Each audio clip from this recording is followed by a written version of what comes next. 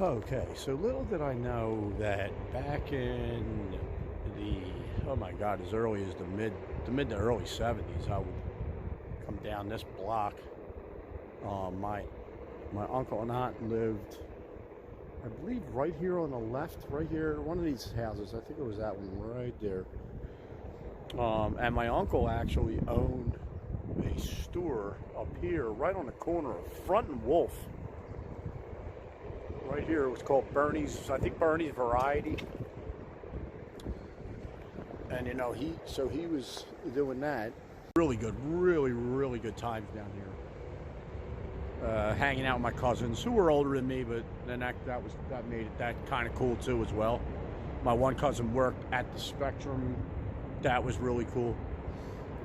Right down the street, starting in 1993.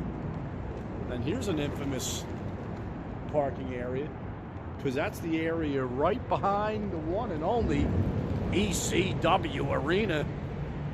Yo, we used to come down here. I wonder what one of these buildings, because one of the kids I used to hang out with on Wolf Street when I used to come down was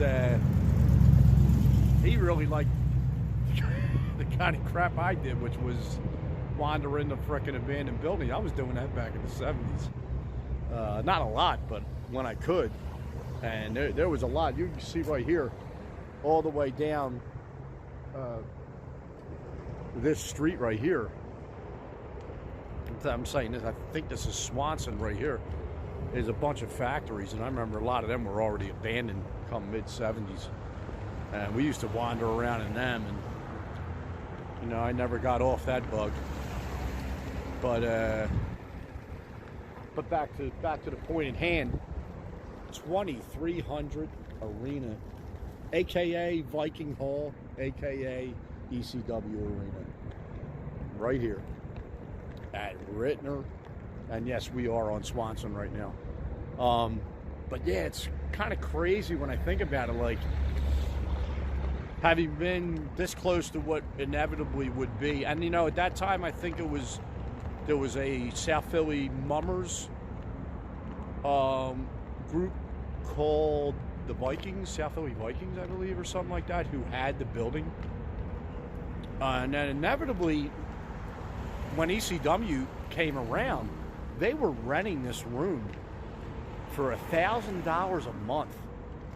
And there was some amazing, like, I don't even know if it was Heyman's ECW at the time, or another company that came in. Oh, that's right, they did say, it was an unsanctioned ECW reunion event there. If you just putting it in perspective, like, so 1993, they were paying $1,000 a month, and they had a ticket, a gross ticket sale in that building for $135,000 at some point after 2000. So ECW went 93 to 2001, and just the thought of that alone is like, yo, that's crazy.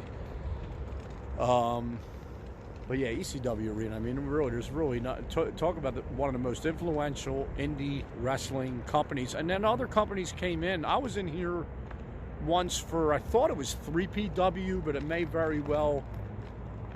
I remember seeing Abdullah the Butcher in here. Like, I think he was literally booked in here versus X-Pac, which was a pretty odd booking between the two of those.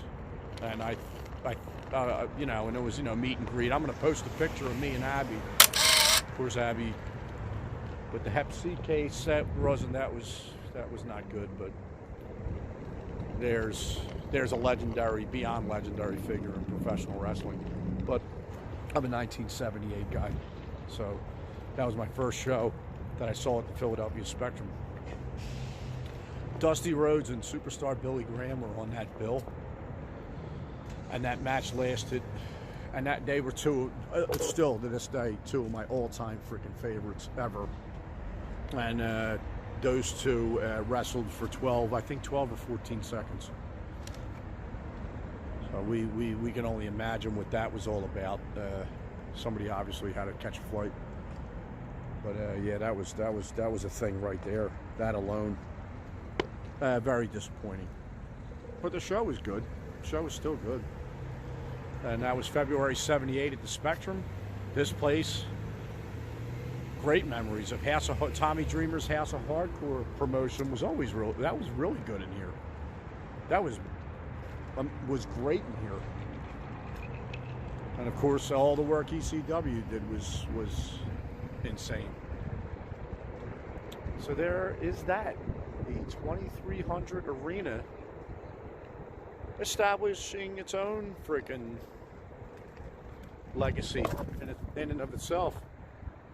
Previously, ECW Arena, Viking Hall. Right around the corner from my uncle and aunt's house at Front and Wolf.